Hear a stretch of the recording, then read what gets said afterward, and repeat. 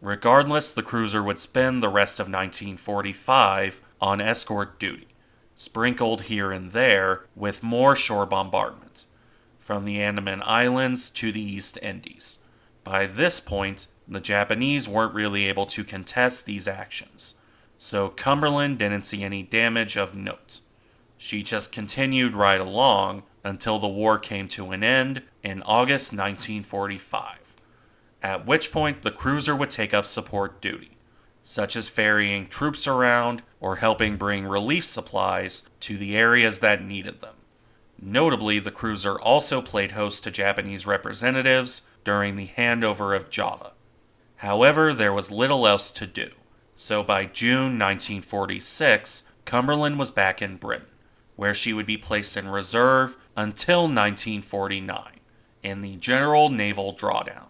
Her story probably would have ended here, actually, if the British hadn't pulled her out in 1949 for a massive overhaul.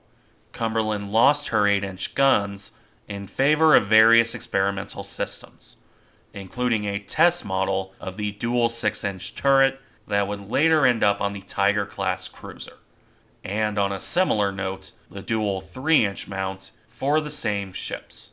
From 1951, when the refit concluded, until 1958, Cumberland operated on this test roll.